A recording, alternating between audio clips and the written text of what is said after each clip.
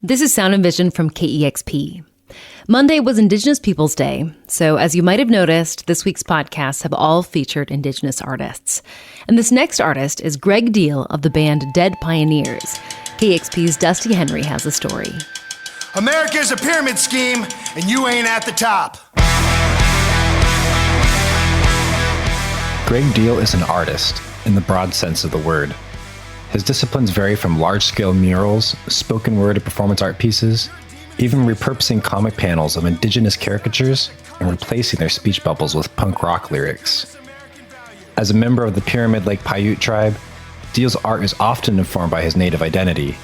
Rather than calling himself an Indigenous artist, he refers to himself as a modern artist who happens to be Indigenous. Deal has long had an affinity for the aesthetics and philosophies of punk rock. Now in his 40s, he's finally started his own band. Earlier this year, his band Dead Pioneers released their self-titled debut. America acts like its original inhabitants are foreigners in their own lands. Don't be scared about learning the whole history. It's not gonna hurt you. Informed by his love of old-school punk bands like Black Flag, Rollins Band, and Suicidal Tendencies, as well as modern acts like Idols, Deal is a natural on the mic. Between raucous punk screes and spoken word pieces, he sounds like a seasoned punk veteran. On every track, he delivers unflinching commentary on the atrocities committed against Indigenous people and the way Indigenous and Native identity has been perverted in media. Deal and I talked about his love of punk rock and how it reflects his own lived experience. I mean, I'm like a native kid growing up in a small white town in Utah. Park City looks like a big town because there's like 3 ski resorts there, but like it's a small town. It was like me and my sister and like a black kid and like maybe a Mexican or two that were kind of blending in at the time. So really was already kind of on the outs. And so it was an opportunity to find something that resonated with how different I felt or how different I was already being made to feel, and finding a sense of exclusivity in it. Besides the fact that I kind of already naturally rebellious, I think. And were you in bands before Dead Pioneers? Is this your first band? Yeah, no, this is my first band. Band was something I always wanted to do, and I just never had the resources. Still, like in Utah, very much, I think, rooted in sort of whiteness. And so me being brown and native, like I was not really being invited to the table. Like there was maybe 6 other kids in my school that were into this music, and we would see each other at shows and we were friendly to each other, but they weren't my friends. They didn't want to hang out with me. And so that ended up sort of setting the tone for like who I could connect with and who I could do things with. So it was something I've always wanted to do and something I've never been able to do. You got to have this afraid of, I'm a bad Indian. Not a very good Indian, maybe even a bad Indian. My cheekbones aren't high enough. I don't have enough beadwork or turquoise. I do my best to celebrate November like a month-long birthday for Indians. For those of you who don't know, which is probably most of you. Like, what does it mean to be a bad Indian? Yeah, like I'm not doing it right. And kind of going back to that place of, perception and what that perception is supposed to be. There's a line in the middle of the song about a woman asking me what my Indian name is, and I just tell her it's Gregg. And then she's so disappointed. A woman once asked me my Indian name, and I said, it's Gregg. And she was so disappointed. She was like, no, it has to be Red Eagle or Two Rivers or Gray Skull. I said, yes, wait, is that for real? No, I said, without her realizing my brief but generationally relevant He-Man joke, the kind of joke that would tell her that while Indian, I'm also having an American experience too. And then I give her a lie where I tell her that my Indian name is Walking Eagle. And there's this old native comedian named Charlie Hill, a native comedian who was like the first real native comedian, and he worked with Richard Pryor and went on later to actually write for The Simpsons, and was just one of a great native comedians amidst a lot of good native comedians that are out now. They had this joke, Walking Eagle, where like the only time an eagle walks is when it's too full of shit to fly. And what's funny is that like that entire little set of lyrics is based on a true story where those exact things were said, and having that experience being true, and it aligns with something that is not what she wants or expects. That she wants to know what my Indian name is, and when I tell her my Indian name, she's disappointed because it doesn't sound like what it's supposed to sound, or what she thinks it's supposed to sound like.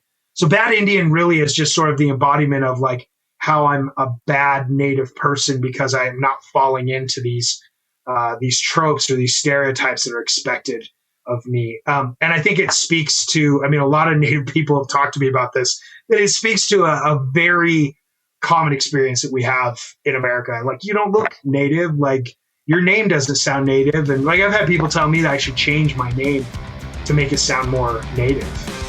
And it's just like, these are just insane conversations. But it happens all the time. I believe when they found the body of General George A. Custer, quite like a porcupine with Indian arrows, he didn't die with any honor, any dignity, or any valor. It went down when they found George A. Custer, American general, patriot Indian fighter. He died with shit in his pants. One of the themes that's on this record, and I've noticed in throughout a lot of your work, is, you know, calling out, like a better term, like whitewash portrayals in media, from cartoons and comics to film roles by like Johnny Depp and Daniel Day-Lewis of Indigenous representation.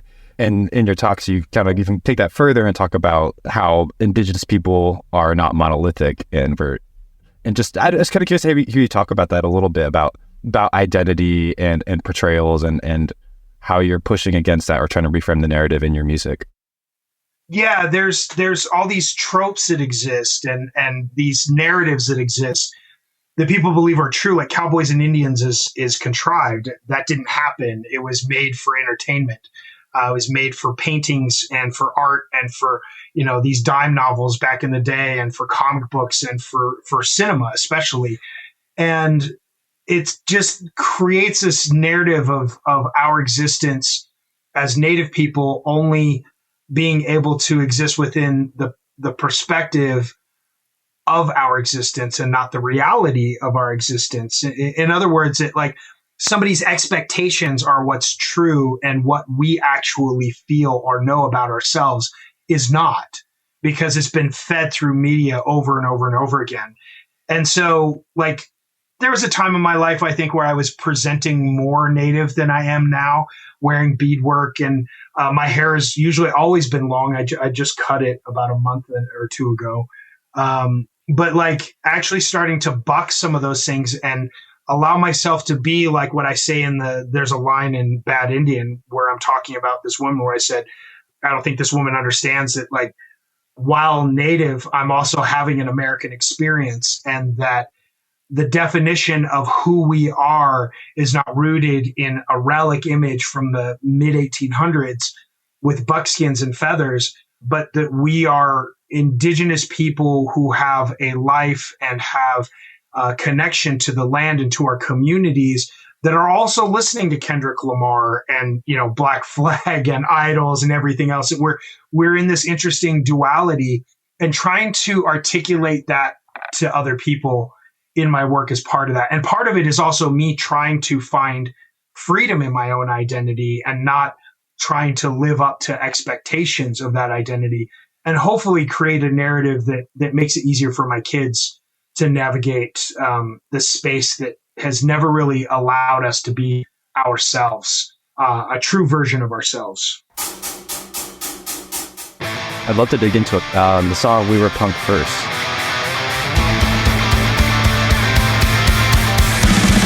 As you pause, you make your stupid best known. The arrogance such your authority is blown. Get some pop that you think you're gonna burst. Can't take away, but we're punk first. What does that mean to you to be punk first? I mean, I think the ethos of punk is about rebelling against systems that are not working. You know, obviously colonialism didn't work for Native people. And so there's this immediate sort of bucking of those systems that are thrust upon you, which of course is articulated so well through punk music and through hip hop music.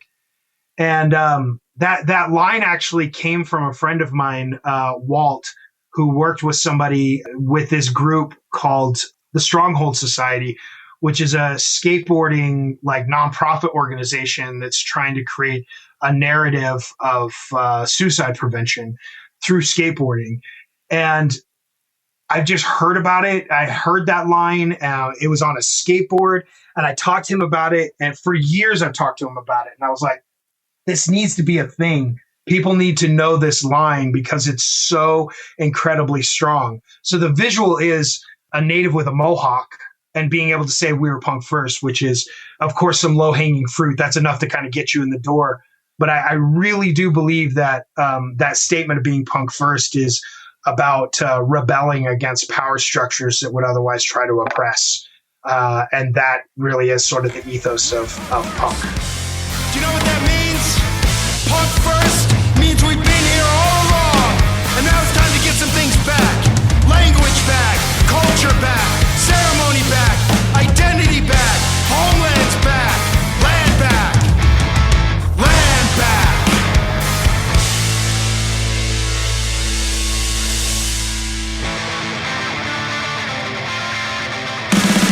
Hipster music has been here all along. Humming the music, you're ruining the song. It doesn't matter how often I curse. At the end of the day, we're punk first. That was Gregg Deal of Dead Pioneers speaking with KEXP's Dusty Henry. And coming up next time on Sound and Vision, the Inuk singer Ilisepi will talk about making a covers album sung entirely in her native language of Inuktitut. I've just always wanted to make an album in my language, revisiting all these great big songs that will remind us a little bit of our past and how music had played a huge role to soothe us, to give us comfort and joy when we were going through hard times, because we have to know that Inuit in northern Canada anyway, we're nomads in the 60s still.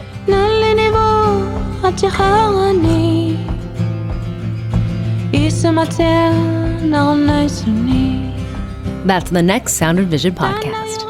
And by the way, KEXP's Fund Drive is happening from October 13th through the 20th. That's where we remind you that KEXP is a publicly funded station, that the majority of our funding comes from listeners, that you help make what we do possible. So before we go, please consider giving to Sound and Vision. You can do that at kexp.org/sound. Thanks for listening.